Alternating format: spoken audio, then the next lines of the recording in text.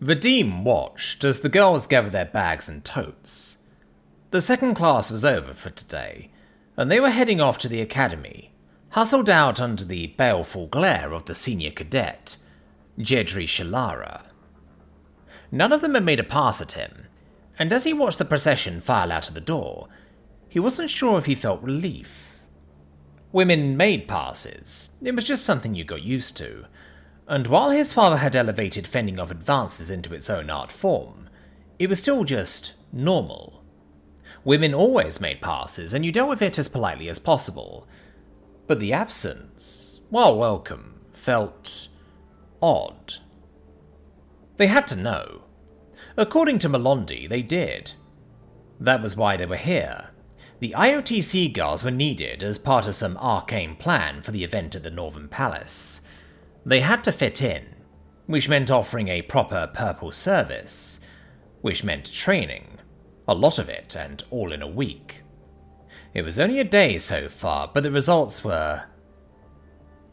They're gone? Vadim looked up at his father's question, as he slipped out of the kitchen and straightened his jacket. Despite how hot the kitchen sometimes got, his father never left his sanctum without looking his best. Inside, there were the usual sounds of the staff doing cleanup. This early in the evening it sounded odd, but that was going to be their whole week. The thought of it nagged at him. "Yes, father." He nodded outside, where a last gaggle of girls waited for an autocab. Most of them were picking their way through the contents of the to-go bags his father had insisted on. Good food always buoyed the spirit. The first group that afternoon had wolfed their lunch down, and it wasn't letting the practice meals go to waste. Vadim sighed as the autocab arrived to speed them away. "They like the chicken." "Of course they do." Vadim sniffed as he adjusted his collar, before glancing down at him speculatively. "And? Are they everything we hoped? Our name is attached to this event. It's the palace." While used to his father's sudden outbursts, the idea shook him from his reverie. "I know. I mean, they're polite, they're nobles, and while there are some rough spots to polish out, they kind of get what's expected. They'll just have to give it instead." "Well?" It was more of a bleat than a question. His father frowned as he studied the front door and flounced. He could flounce better than anyone Vadim had ever seen. Vadim carried on frowning as he whipped around. "So, why are you looking so miserable, Don't think I don't know that expression. You're going to give yourself wrinkles. I know it." "I don't know." The excuse died under his father's look of withering skepticism. He took a deep breath and tried again. "I'm not going to give myself wrinkles. It's just... they know." "Of course they know," his father explained, as if he said water was wet, then flounced again. When his father was certain about something, you could bounce rocks off of it, and today looked like no exception. "That's the point. They're motivated." "Good goddess! That girl I'm training is motivated." He found himself briefly. "If I were 20 years younger..." "Father!" Vadim felt his teeth grind and stopped at once. That wasn't a good look, but his father grooming a second maître d'air bothered him. That was his job. Even if it was the family business, he'd worked hard to earn the position.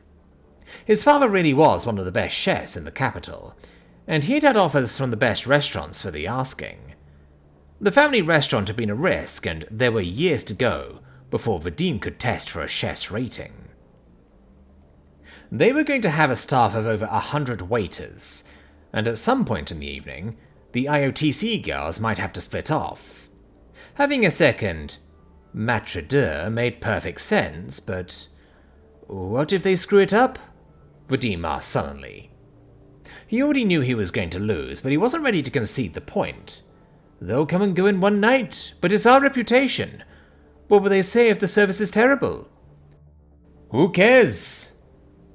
Vadim waved his hands about and nearly did a pirouette. They'll be eating my food. We can blame any bad service on the palace. Besides, our people are wonderful. We're getting almost 70 trained waiters from another restaurant. It's only 30 girls. You'll have them trained in no time. Vadim didn't sigh. It would only raise questions he didn't want to answer. Between the two shifts, he started training. All of them knew about Belondi, tried hard, and not one of them had made a pass at him. It wasn't that he minded. No guy liked being pinched, but under his father's coaxing, he started dressing with more care and attention to looking his best. Sure, it had been to get Melondi to notice him, even without knowing who she was. If he'd known, he wouldn't have dared. But was that all there was to being a royal husband? He'd worried about being useless, and at least that seemed to be wrong. So far, anyway. He'd never worried about being invisible. Cheer up! Jadri is going to be fabulous! So what if she's with the interior? So what if she hates people? So what if she's a terrible grouch, like someone I know? Who cares? The restaurant might have been empty, but with his father, the limelight never stopped. Badin threw his arms wide before rounding on him and nodding rapidly. You know, she could have a brilliant future in hospitality. Vadim looked at his father with unquestioning love. He had given so much, raising him all on his own, worked so hard to build a reputation, and now making this business into a success. His father was a self-made man in a woman's world, and now he was giving his all for a week just to help him find happiness. I can't tell him, I'm afraid. Goddess, she's a princess. There can't be anyone in the whole galaxy who could understand. Deep within the main room of the tide pool, Zinchiki quietly slipped away from the others. She was still in easy sight of Melondi Kalira, Deshin and their escort, but the amphitheatre sloping down to a natural pool, and the stage beyond, was vast.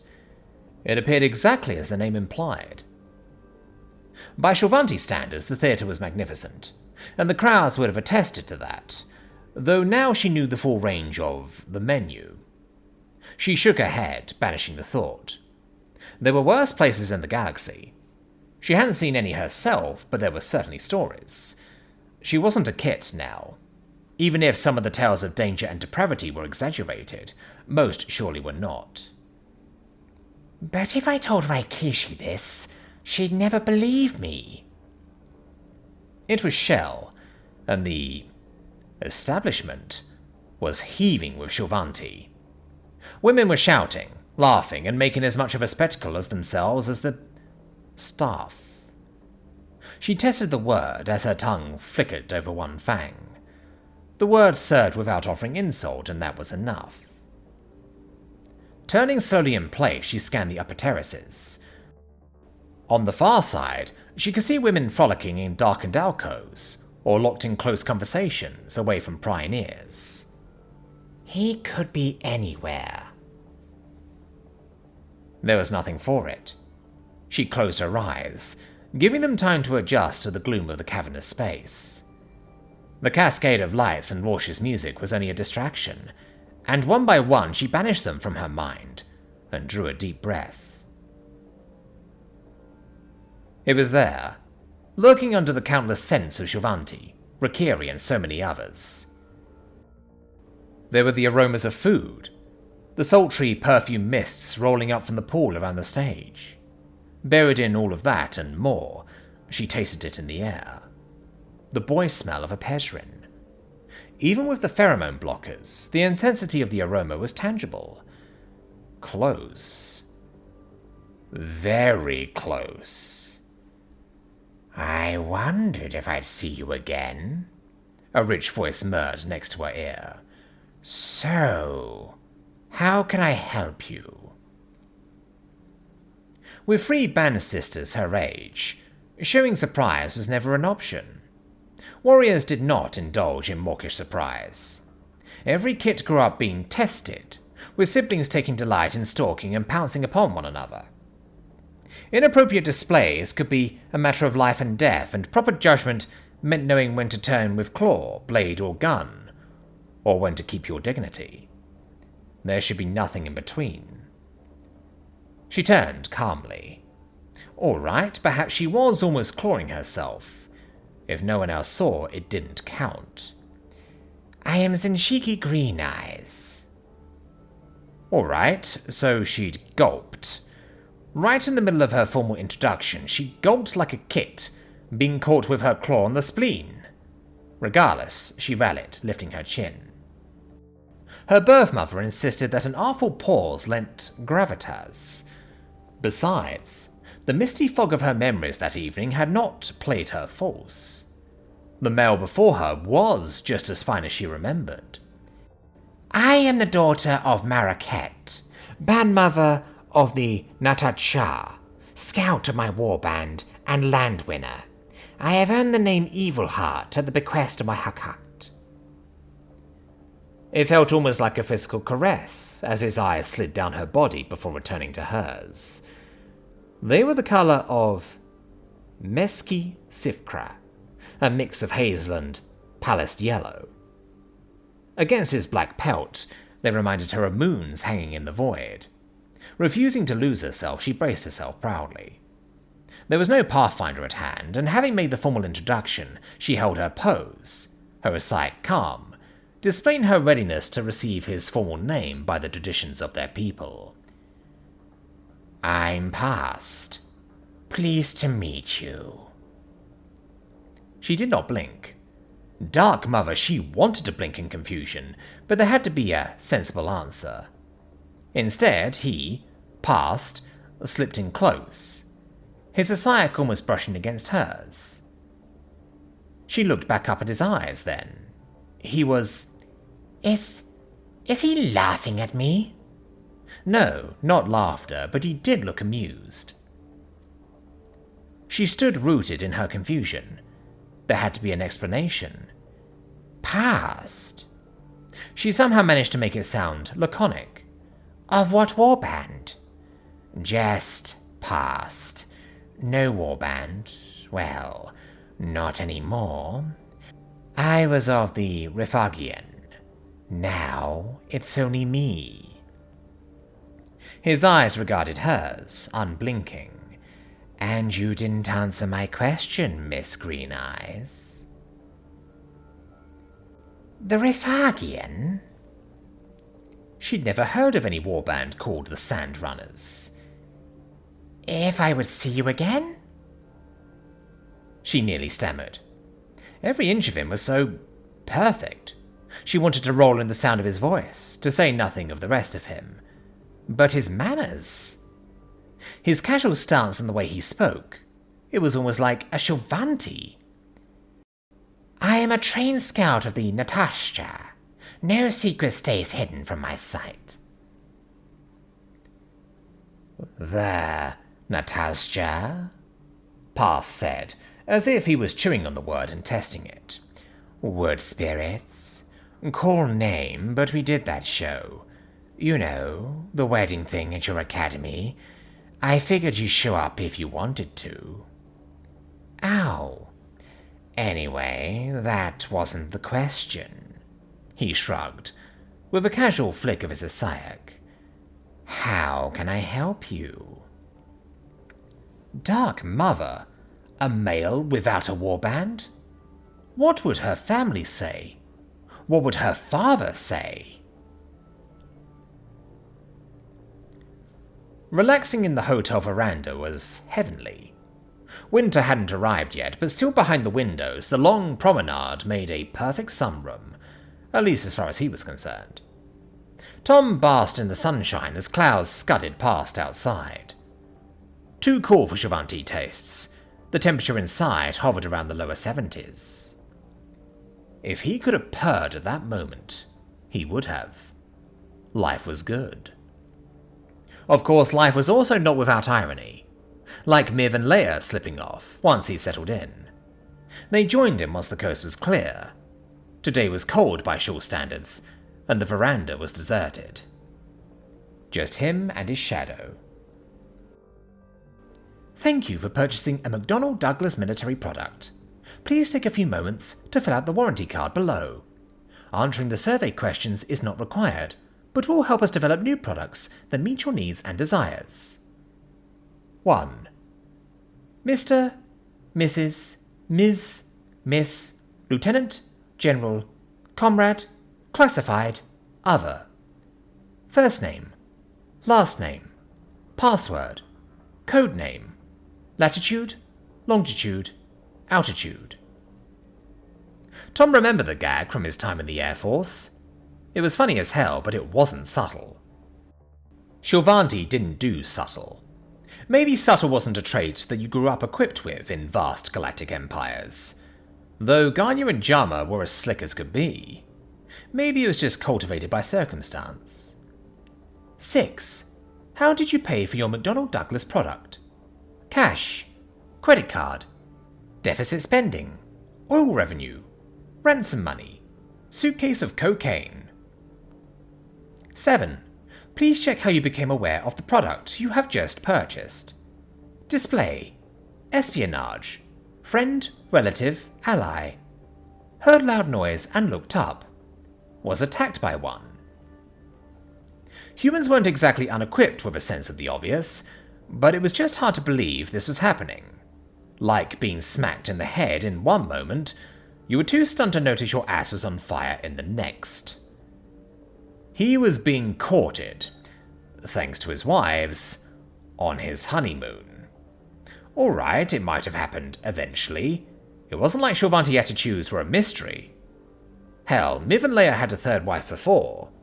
People came into your life and you did what you did, opening the doors of your heart to the unexpected. Drifters, off to see the world. There's such a lot of world to see. But how to even feel about this? In his youth, he counted up the people he would die for. Maybe it was just the low self-esteem of growing up an introvert, but he'd seen it more as an evaluation. There were people he loved and respected, and, given the choice, the world would be better off with them than him. That just seemed how it should be. That loving someone had to mean the capacity for self-sacrifice. For reasons he could no longer remember, he'd made a list.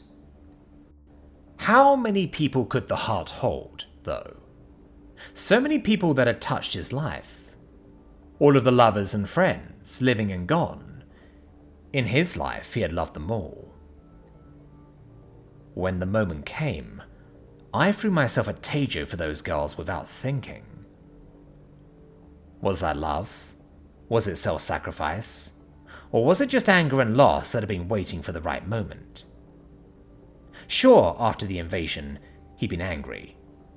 Over time, the anger had turned to misery. Misery had turned to despair. In time, even the despair had washed away, leaving him empty. He hadn't missed the anger. It was a poison, and he'd let it grow and pass beyond him, dissipating. If I let it consume me instead, I wouldn't be here. And that was true. Too many people had given themselves over to anger in the early days, but people who lived for revenge needed to dig 2 graves. But how do I feel about this woman? That was the real question. When the time came, he'd been open to Miver and Leia. He found love for them both. But Solani is a Death's Head Commando. One of the soldiers who took the people you loved. It wasn't fair, and he knew it. But he couldn't deny the truth of it, either. He'd never find whoever the hell hadn't updated the target lists, or the gunnery officer who fired, slaughtering his family, destroying his life. But she was an Imperial commando. Miv and Leia weren't. Is that a bridge I'm able to cross? Do I want to? It's not like she lives a safe life. Do I want to open my heart to someone I could lose that easily? Not that his life had been all that safe of late, but he hadn't gone intentionally into harm's way. Solani? That was her job description, and it wouldn't be fair pretending otherwise. The notion of trading his life for others was the ridiculous ego of youth, as if life was something you could barter with. You were here. No one passed or failed at being a person, but you did the best you could anyway. Life before Miv had been safe, but he'd been fading away. Whatever his life was now, well, there was still room in it. Just me and my shadow. He opened his eyes. Solani was halfway up the promenade, quietly keeping an eye on him. It wasn't surreptitious. Maybe he was the alien, but ignoring a 7'5" purple Ronda Rousey was not going to happen. This is ridiculous. Solani? Tom rolled up on his side. This feels silly. Oh. Deflating visibly, she slid out from behind the beam she'd been leaning on. I'll go, once your wives come back. That's not what I meant. He sat up properly and nodded to the chase. Pretending you're not here is ridiculous. And rude. Come, sit. Please. Tell me about yourself. What are they doing? Leia whispered, leaning in from the chair next to hers. They're talking. Miv pushed a branch aside to steal a furtive glimpse through the shrubbery. Why are you whispering? Talking is fine. I mean, he started just talking with me. Leia peered over her shoulder as they lurked behind the palm fronds. But do you think they're talking, or are they talking? If it's the first one, we may have to give him a push. Listen to you. Miv rolled her eyes at her co. The way you were carrying on last night, I thought he was breaking you in half. Hey, you aren't exactly the quiet type either. Leia tossed back her hair and grinned impishly. But this matters. I'm telling you, Miv, it's for his own good. Besides, you'll never get to be a proper tyrant around the house if it's just the two of us. Well, that was... Hey! Solani sat down and looked over at Tom awkwardly. It would be hard not to loom over him. All right, he was so much taller than normal guys, but this still felt awkward. Tell him about her. What was there really to say? I joined the Marines 12 years ago. That's what you are. Tom canted his head at her and smiled. Tell me about Solani Tonis. She made herself not fidget. Being a death's head was her identity, one she was proud of, but that couldn't be all she was. Okay, I was born on Kafrest. It's a mid-sized colony, a few cities with a lot of manufacturing. Kind of sounds like Indianapolis. Tom sat up, facing her, and she squirmed a bit, deciding where to look. That's my home. Well, was. Big city out in the middle of a lot of cornfields, but I liked it. If you mean sort of isolated, that's how I felt too. I mean, Karthest is nice. It's not exciting, but, well, it has everything you could need. After I got out of school, I took a job in one of the plants as a security guard, since I kind of had the bill for it. Her cheeks flushed blue as she shrugged. It just wasn't enough. I mean, it's a huge galaxy, and there I was in a dead-end job. I just wanted more. It sounded so utterly lame. Here he was, the man she'd been thinking about, and in person, he was just as confident and easy. What was her life?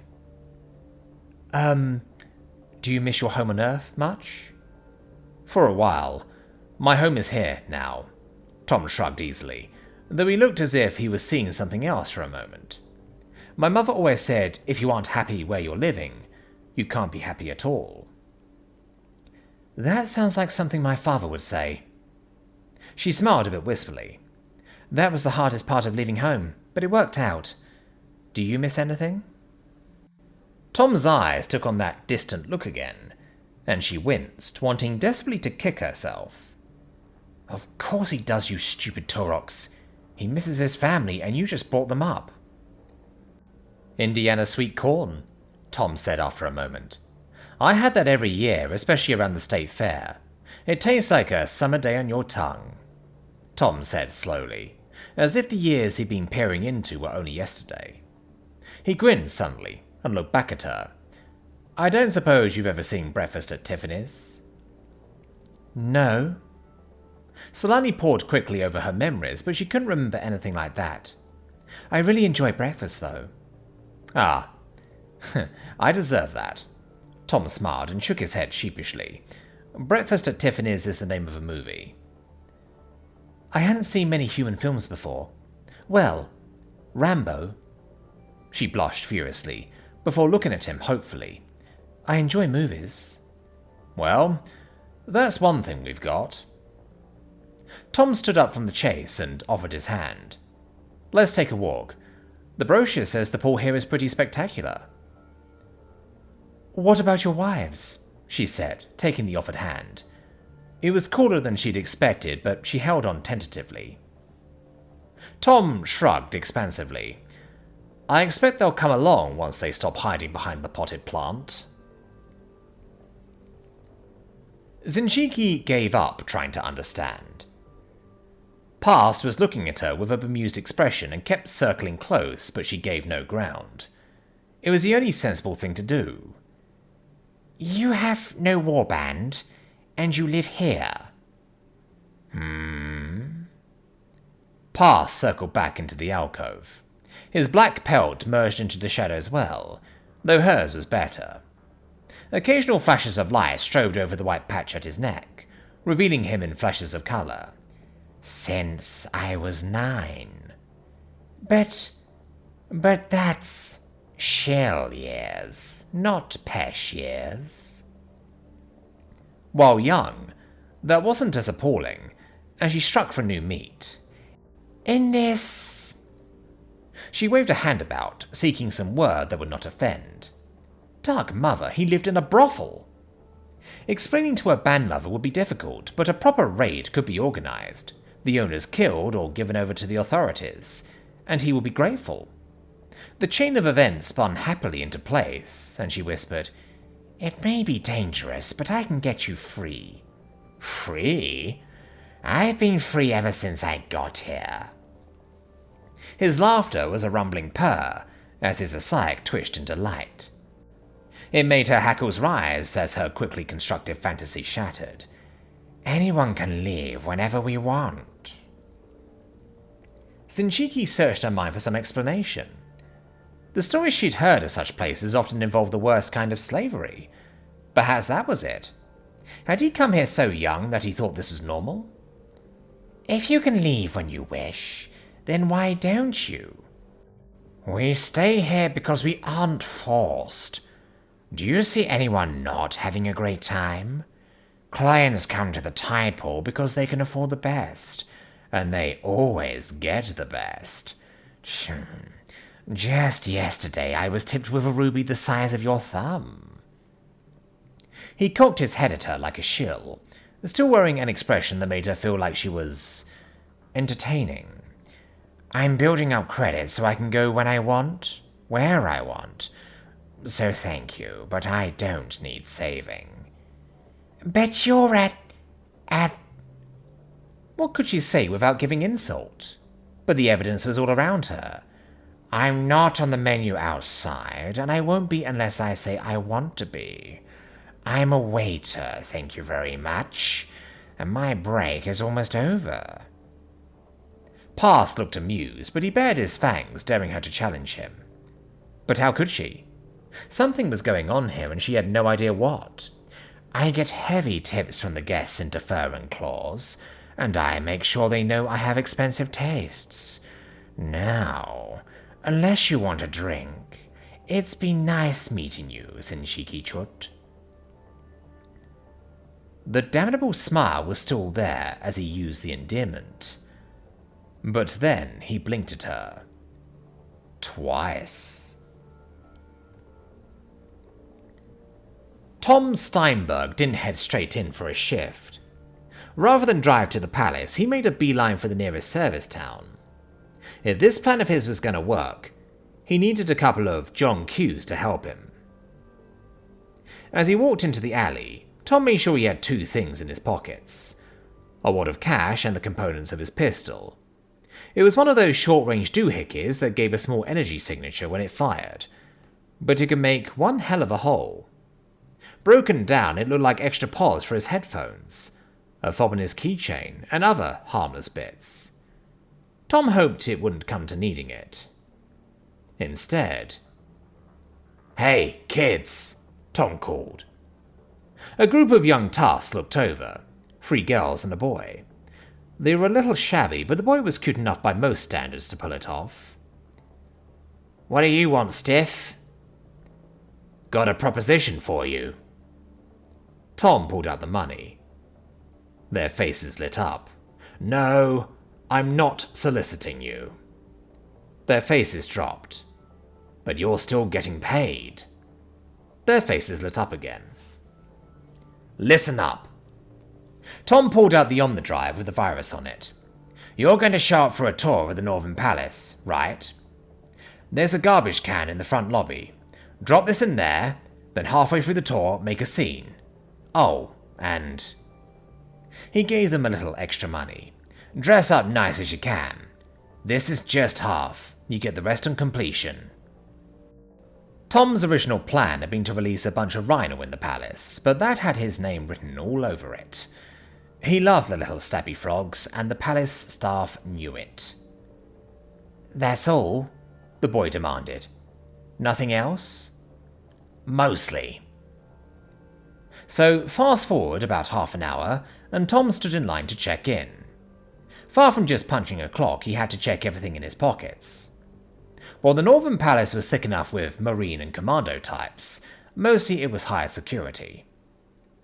Good and thorough, but not perfect, and he'd had time to find the holes. "Morning, Tom," Vaishi greeted, as Tom checked his omnipad and headphones. "What subversive band music are we listening to today?" "I'm thinking the real Mackenzies. Bitch off the money."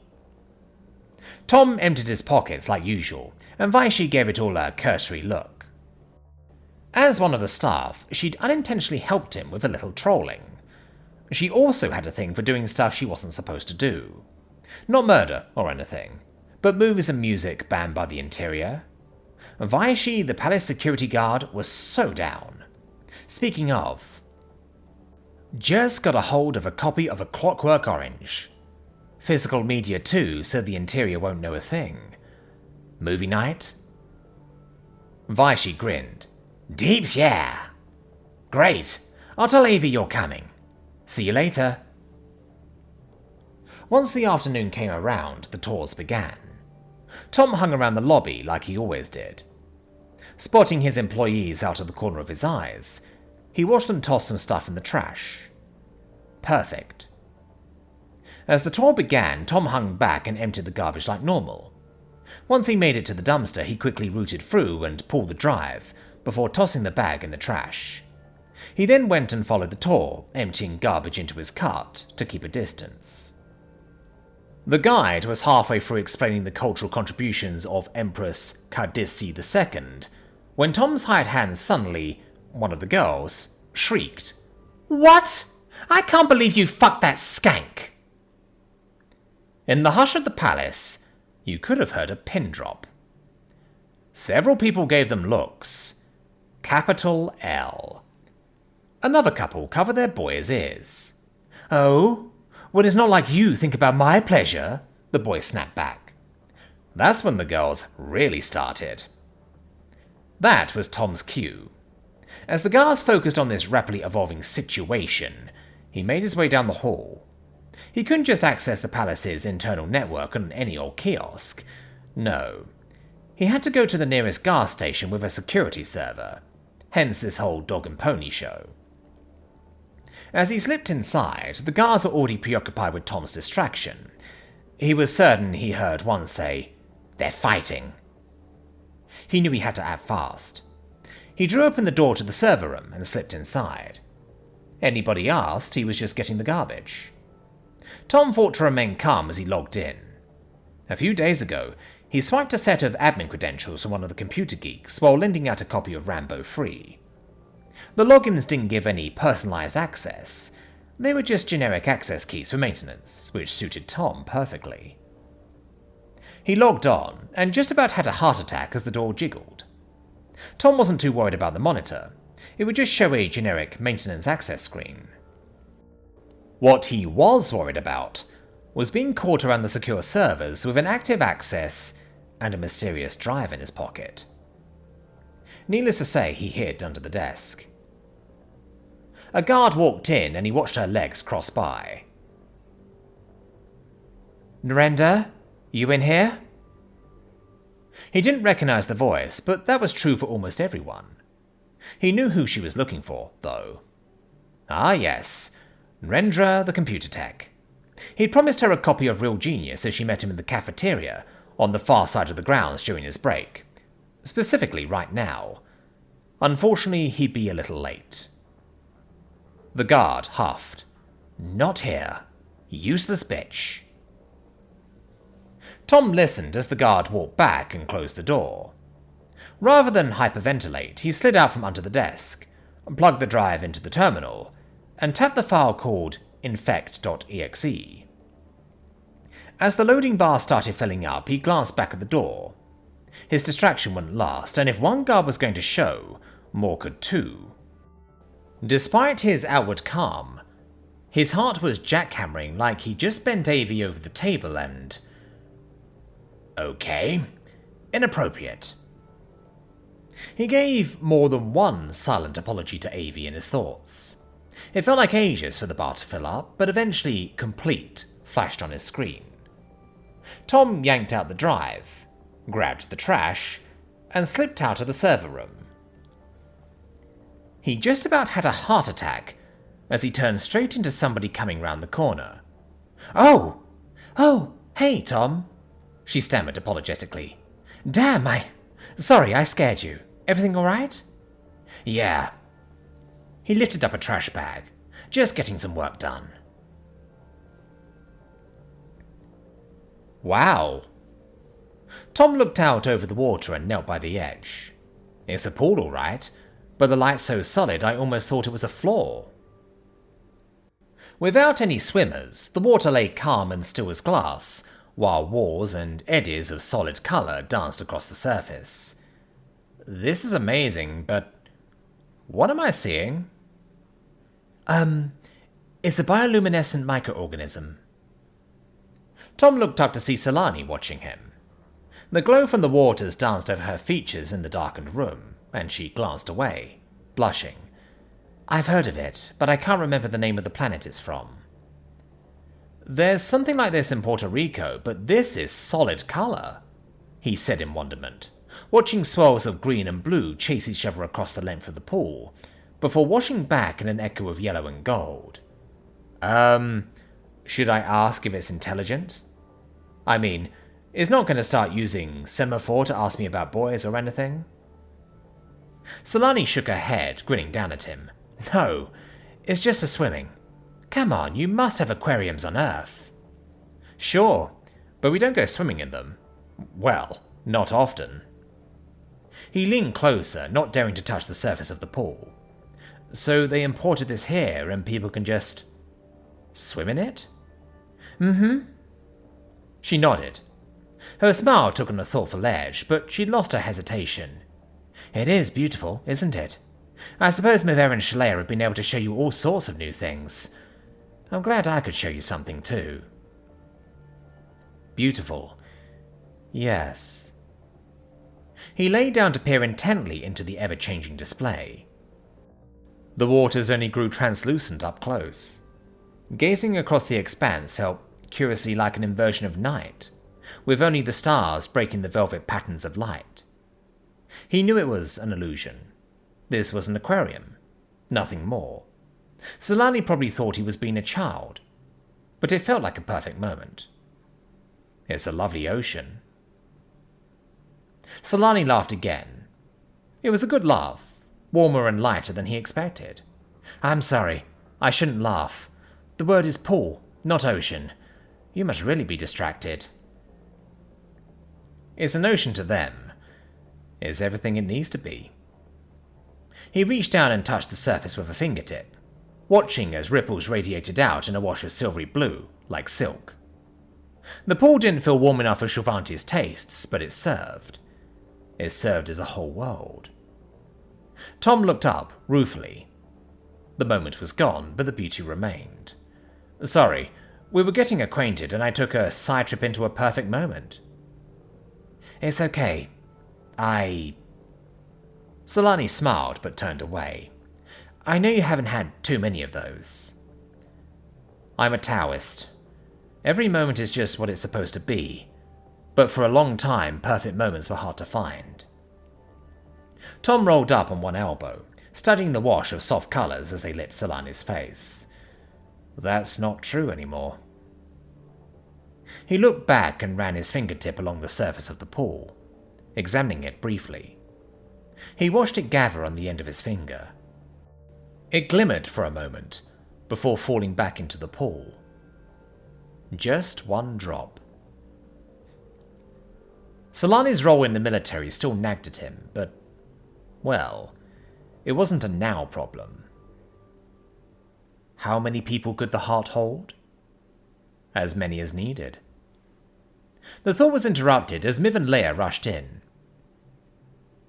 Tom, are you all right? Tom looked at their faces and considered how he must look, pushing up on one elbow. It's okay, I'm fine. Honestly, I was just having a moment. Well, the moment's over. Leia planted her hands on her hips, glaring down at him. We thought you were having an attack. He sat up, shaking his head. Leia still looked exasperated while Miv crossed her arms, bemused. I was just lost in a metaphor. Lost in a metaphor? Shams, save me. Leia glared down at him, and Tom watched as colour cascaded over them, in silver, blue, and gold. Metaphors are fine as long as you don't look like you're having a stroke. Shalea's right, Tom. Miv nodded firmly, arching an eyebrow. What if you found one of us laid out on the ground like that? I'd have taken care of him, Solani offered, looking like she wanted to shrink in on herself. We know, dear. Miv laid a reassuring hand on hers. That's the only reason we didn't panic. He rose to his feet, looking at the three of them. All right, it wasn't funny. They lost one husband and seen him in the hospital far too recently for that. He looked at them sheepishly, and held out his arms, turning around fully. I'm fine. I was lost, and now I'm found. Solani looked down at Miv. He's doing it again, isn't he? Yes, he is. Leia glared at him. I am going to give you such a pinch. Zinshiki stared at her tormentor as she rode the air car back to the academy. Killing Deshin in her sleep would be too good for her. She needed to suffer first. So, who was the cute pestering guy? Deshin pressed again, grinning. Come on, we kept an eye on you. Who is he? She needed to suffer greatly first. Her Isaiah nearly thrashed in annoyance. Thank the Dark Mother her band sisters were not here. This was bad enough. Deshin was the most vocal of the trio. Melondi Kalira was canting her head with a nearly feral smile, while Vaiko seemed beside herself with curiosity. After finishing their business with a Shavanti male named Alrada, they decided to stay for the show, a display by two male Gishchild, who'd interlocked their parts so suggestively that it did not matter. Vaiko nearly fainted, which certainly covered anyone noticing how stiff her Isaiah could become. It did not matter. She was thinking of other prey. She listened carefully while Melondi Kalira made the arrangements, and, much as it irked her, it seemed Past was being as honest as his challenge implied. The type hall was a success because it offered the very best, and its employees were not beaten down drabs, held in the yoke of cruel oppression. She'd watched the next table, as a woman ran her hands over her waiter, caressing the Shavanti male wantonly while her friends laughed, joined in, or winked, coquettishly, awaiting their turn. And he'd only laughed coyly and teased them in return. They'd even tipped him with a glowstone. Each. Little more than mused, he'd sashayed off with a wink and a fortune that would have paid for a new armory. As galling as it was, at least that made sense. Yes, it looked as if the male had made an assignation with one of the women, but as she'd watched, Shinjiki saw the display for what it was. This was no mere tryst. As much as all these women seemed lost in their private worlds of sin, luxury, and an atrocious waste of food, they were also trying to outdo one another in displays of wealth and status. Her mind reeled at the fortunes moving all about her. The wealth both on display and implied was staggering. Her palms actually itched as one of the glowstones rolled to the aisle and was simply left there. The woman saw it and laughed, ostentatiously waving it off as a trifle of no consequence. It was too much to bear, and after looking around carefully, she began carefully sliding lower in her chair. She was the knight. All she needed was to stretch her asaiak just a tiny bit further and slip it across. A Baskel stepped on her asaiak, and she nearly levitated out of the chair, yowling in pain. It was a humbling display, but Veiko, and the women at many other tables, were busy yelling at the stage. It was an adequate cover, and she rubbed her asaiak furtively. If no one noticed, it did not count, and besides, the claw marks were safely hidden under the table. At least they departed after the show, though far more had been implied than shown, leaving the crowd ready and willing to buy from the menu. She was a warrior, a scout of the Natasha. The women filling the room had steered awfully clear of anything vulgar, if only by the barest of margins, yet that seemed part of the display as well. It was deeply vexing, though at least Melondi Kalira's mission had been a success. They had successfully negotiated a staff of waiters for the palace event, albeit at an eye-watering sum. The expense was forgivable. They were on a mission. On a mission, wealth was a tool. Not that it made the ride home any more bearable. Having calmed Veiko down, the conversation obliquely worked through to congratulations upon the evening's success, meandered past what that meant for the event at the Northern Palace, before finally the discussion circled around to, "Did you get his name?" Veiko had returned to her role of designated guardian as soon as they left the highly visible security of the tide pool, though her enthusiasm remained as bubbly and cloying as ever. "That's the first step. Oh, was he cute for a Bezrin? I bet he was cute." Her claws sank in and out of the upholstery, silently.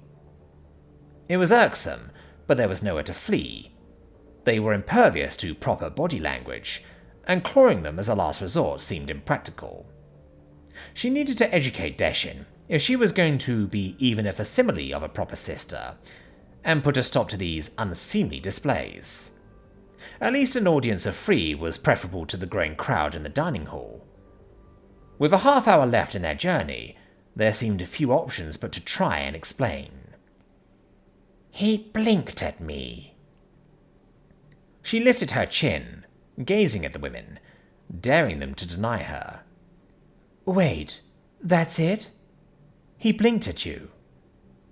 Melondi Kalira canted her head. "I mean, I know you hardly ever blink, but you do blink." "Seriously? He blinked at you?" Deshin blurted. All 3 of them were canting their heads at her now. "That's the big deal?" She levelled her gaze at Deshin, unflinching.